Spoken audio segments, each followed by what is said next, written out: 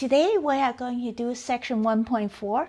Being that this whole chapter is a review as before, I want to show you some problems that if you look at the problems and think you can do all of them 100%, then you can skip this section. But before I do that, I want to show you something that's unrelated, okay? You know the Time magazine, right? It is a prominent magazine and features important stuff like Time Man of the Year or something like that. Anyway, the Time magazine recently did a very important piece on this. See, here's a recent Time magazine special edition on SpongeBob. Isn't that awesome? I saw this by accident. I was like, wow, I didn't know that there were other people besides me who's into SpongeBob. As you can see this shirt, and I have SpongeBob over there too, okay? This is not related to any algebra. I just want to show you that. So now let's look at the homework for this section. Now, if you know how to do this, 100%, okay? Especially look at the harder problems at the end, like problem 57, 55. If all that you're like, oh yeah, I totally know how to do this type of thing, then you can feel free to skip this section. You don't need to do this. Now, if you say, I'm maybe 90% sure, 50% sure, 10% sure, then let's go through the section. All right. So let's first look at page 51 about polynomials. This is a polynomial. Okay. Now it means that we have the an's n-1 all the way down to 2, 1, 0. Okay, it goes up all the way up to whatever n you want it to be. So then it has the a values with a subscript of n, those are just numbers, okay, like 5, 0, -2, -1000, doesn't matter. The a's are all numbers, and the x's are, of course, are variables, and it can go to x can be the 0 power, which is not there, 1 power, 2 power, and then 5th, 10, 100, doesn't matter. Okay, so as an example of a polynomial, this equation tends to look confusing to people. So what you do is you imagine an example. For example, what are the examples? One example would be 5. Okay, everything my polynomial only has starts right here, and it's got nothing else. Okay, so that would be a simple polynomial. Another polynomial would be let's say x plus 2. Okay, so my polynomial a1 is 1, and then a0 is 2. So that's my next polynomial. And in this case, of course, a0 is 5, and all the other a's are 0. Okay, so that's all you got. So this is where a1 equals to 1, okay, and then a0 is equal to 2. Let's think of another one. Say we have x squared minus 1. That would be a polynomial where a2, right here, a2 is equal to 1, okay, it's because x squared is here, so a2 has to be 1. a1 is 0 because there's nothing with just x in it, and then a0 is -1, okay. Being that this is a plus sign, if you have a negative sign, that's part of a0. In other words, a0 is a negative number. So right here, a0 is -1. And then let's come up with another one. Let's say we have x4 plus 3x squared minus 2x plus 5. I'm just making this up out of my head, okay?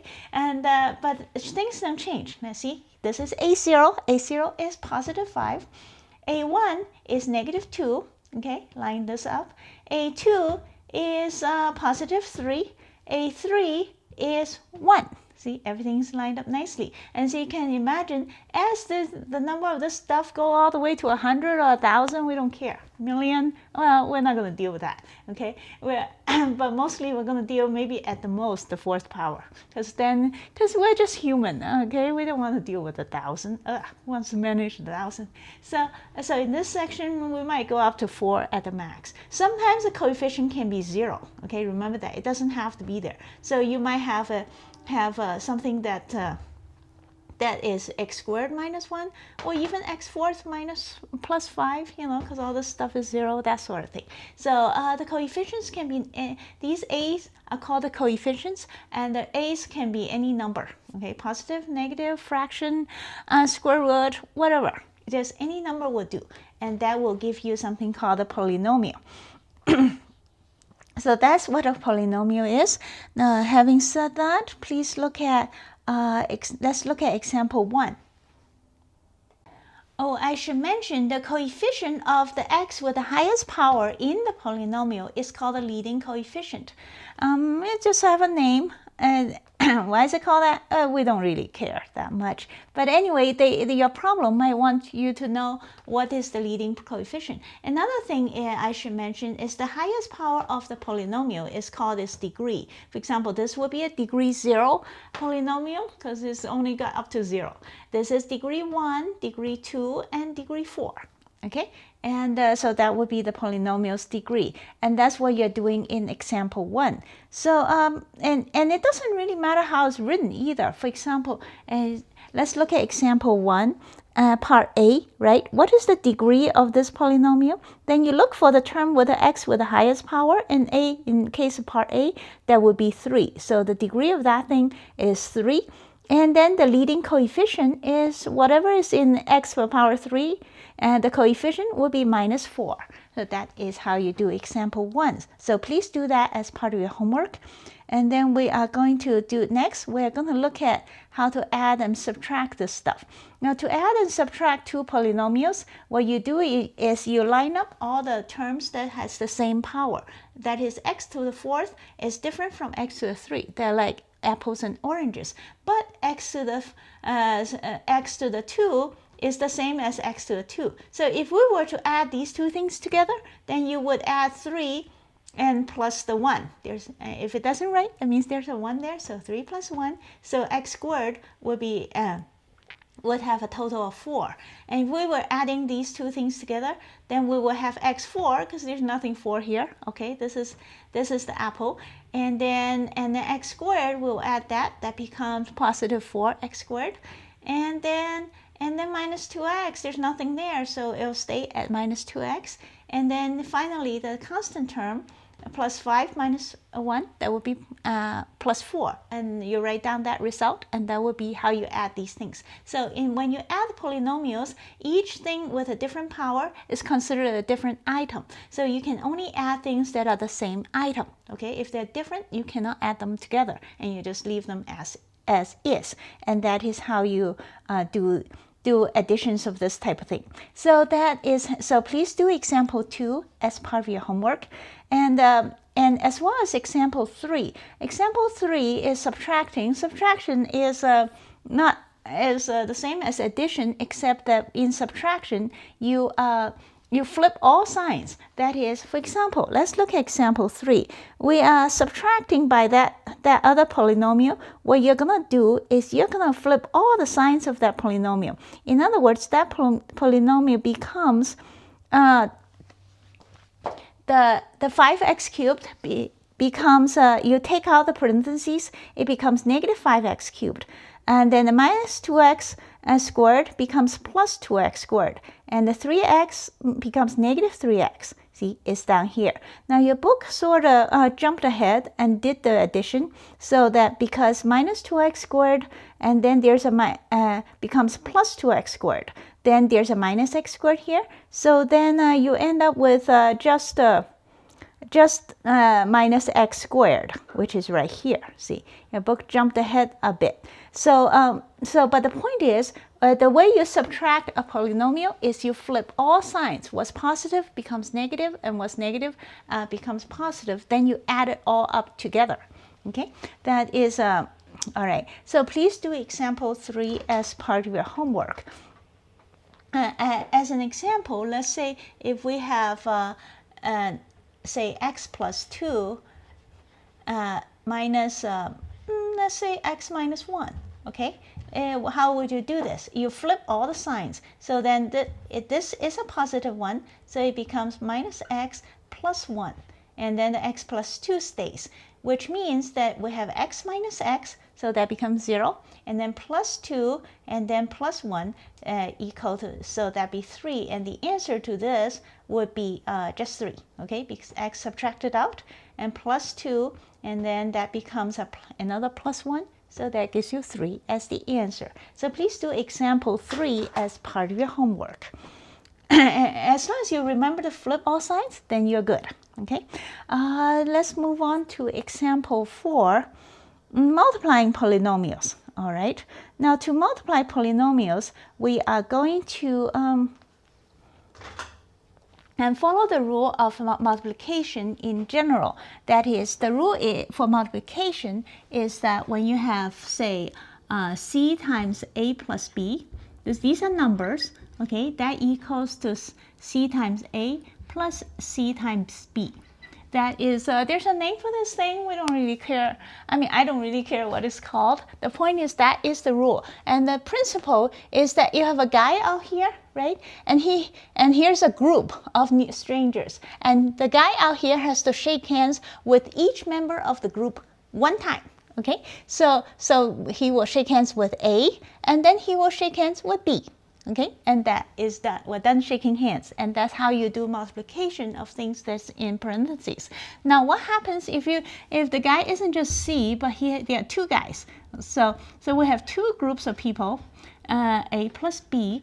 What happens then? Then each guy will shake hands with everybody in the other side. That is, so we will have C, A plus B. Okay, so C will shake hands with each guy here, and then D will shake hands with the same group, right? So they take, each one will shake hands with each person in the other group one time, okay? And then the next question then is, what happens when, in terms of polynomials, then let's say we have x plus 1 times, I don't know, x squared minus 5. Okay, 2x squared minus 5. How would you multiply these two things together? Now, each one of these things that's multiplied together is considered one item. It's called an expression, I believe. Doesn't matter what it's called. The point is, this is one item. This is one item. In other words, this is one guy, okay? Just one. And so you imagine this whole blob is just one guy. Let's add something here.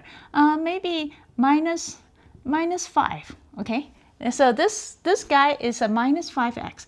Anything that's multiplied together, including its sign, is one item, okay, one expression. And so let's say we want to multiply these things together. I just made this up out of the blue. So what happens is this thing is our C, okay, and that thing is our A or whatever. Yeah, see, this we'll consider C. This whole thing, negative 5x is C. And then this whole thing here is anything that's multiplied and divided together. But for now, we'll just focus on multiplying. Anything that's multiplied together is one item. So this whole thing will be A. So in this equation, this will be C, okay? And this is A, and of course, this is D, and that's B. And remember, B includes the negative sign. Okay, so B is minus 5. So what we are going to multiply together exactly like this rule here. Each guy here will shake hands with every other guy in the other group. Okay, nobody shakes hands with their own group. Okay, because that's not necessary. You only shake hands with the other guys. So let's multiply this together. So what this is we'll take this one, multiply by this one first. Okay, minus 5x times 2x squared, and then this one times second guy, which is minus 5x times minus 5, and so that is take care of the minus 5x. It shook hands with each guy in the other group, and then we do the same thing with the second guy. It's plus 1 times the first guy, 2x squared. And then plus 1 times second guy, okay, which is negative 5. So once you have everybody properly shaking hands, nobody's shaking hands with their own group, okay? That would be stupid. We only shake hands with the other group because they are the strangers. So once we have this written down, then we're gonna need to simplify the expressions, which get us something like, in this case, that's minus 10 x cubed, right? X times x squared. And then this becomes, that becomes positive. So we have positive 25x, I believe. And then this becomes plus 2x squared. And then finally we get minus 5.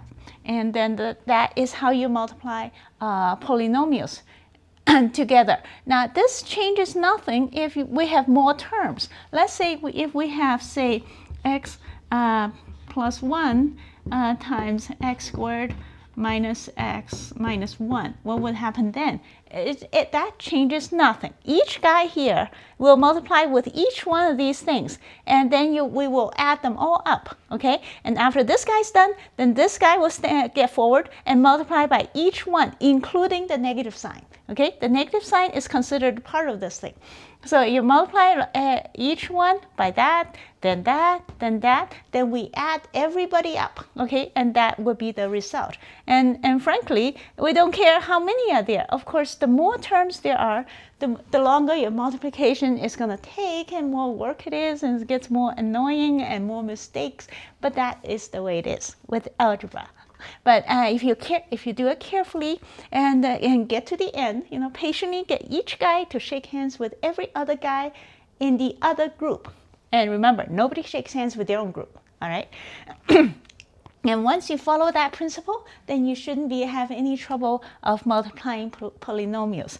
And you might make some mistakes in there. I make mistakes all the time, okay? Plus, minus, you forgot there's a negative sign there or something like that. That happens, and then you get to the answer and you realize you're wrong.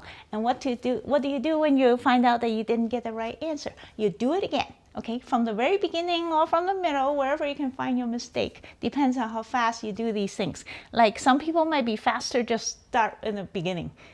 And well, others might find it faster to stare at it until they find their mistake. Where did they multiply it wrong? 2 times 5. What's 2 times 5? Is it 7 or is it 10? That sort of thing. Okay, but once you get through all the mistakes and go through all this work, then eventually each guy would have shaken hands with the right person at the right time, and then everybody's getting added up and you have your answer. And that is how to multiply polynomials, and that's pretty much how you do this entire section, I think. Right, so I think I am at, let's see. Okay, that means we are at example 4, okay, which is, so that's a 2-term polynomial multiplied by a 3-term polynomial. And as I said, you take each term, okay, multiply it by every other one in the other group. And then you follow the next one and the next, and so on. So having said that, so please do example 4 as part of your homework. And then let's look at the next page is example 5, which the FOIL method. Let's, yeah, I'm not going to talk about the FOIL method because it's really, really comical. Now, I also recommend literature reading in my math classes, the books that I think is fun to read, even though it has nothing to do with math. And the book I recommend that you read, seeing the word FOIL method, is the book series called Princess Diaries by Meg Ryan. I will write down the information in the video descriptions, and please read that if you have time, okay? Especially for girls, but I think boys would do well to read that stuff, but I don't know, boys sometimes don't like that, don't like reading about girls. They just want to have date a cute girl without bothering understanding them at all, right? But if you want to understand girls, or if you just like to read a fantastic series, it is called Princess Diaries, and it is and please read Princess Diaries. The reason I mentioned that is because the princess in the story was struggling with the FOIL method, which I'm not going to cover because, like I said, the way you multiply polynomials of any kind, okay, is to take each guy in the first group and multiply with every other guy in the second group. Shake hands, okay? Shake hands with everybody else. Doesn't matter how many are in here. So, and yeah, besides, I've never learned a FOIL method, so I'm not going to do it now. I just think it's too funny. And then the next thing, so let's go to the next page. I'm now at page 55. I should probably write that down. Page 55. And let's see, perfect squares. Whatever. So how do you multiply, expand the square? We'll make something up. Okay, let's say you have a square. What, say 2x minus 5. I just made this up. And then we want to square. How would you calculate this thing out? Well, you just, what is a square? A square is something that multiplies by itself, right? So we have, so you just write this down, 2x minus 5 multiplying by itself. So it's the same thing, okay? It's not really itself. You're multiplying by somebody and a twin, so to speak. Now, each person here, as always, will multiply.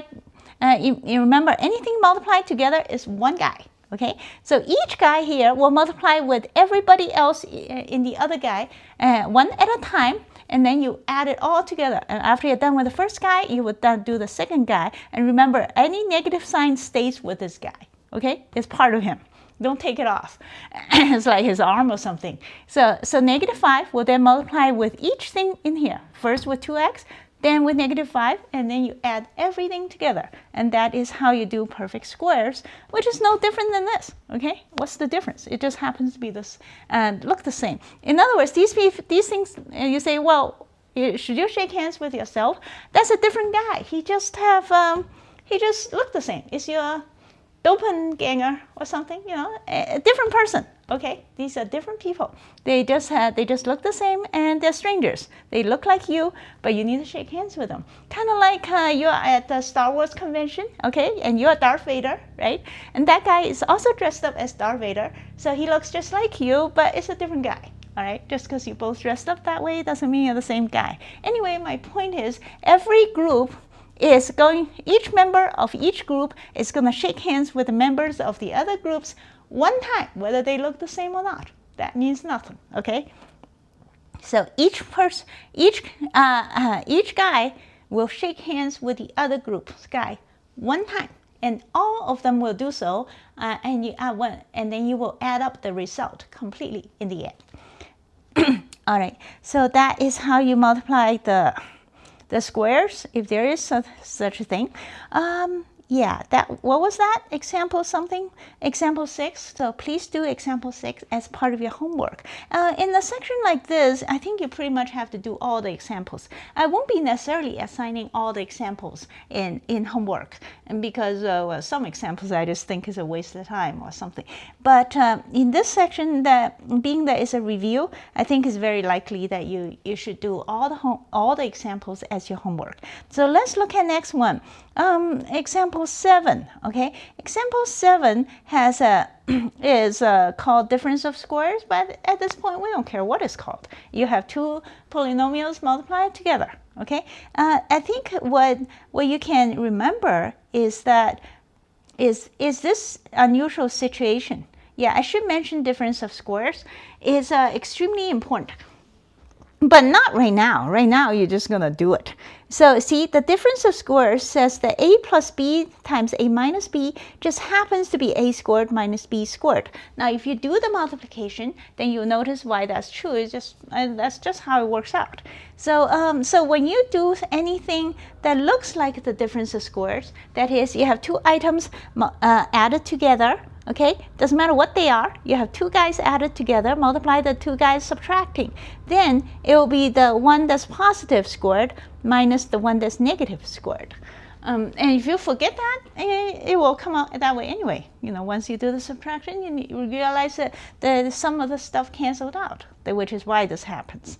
So anyway, but we will, the difference of squares is extremely important for later, but it's just a matter of memorizing it. It's a fact that is handy, okay? It's a handy little piece of fact that you will be using in algebra, and then if you go on to trigonometry, to precalculus, to calculus, you'll be using this fact all the time.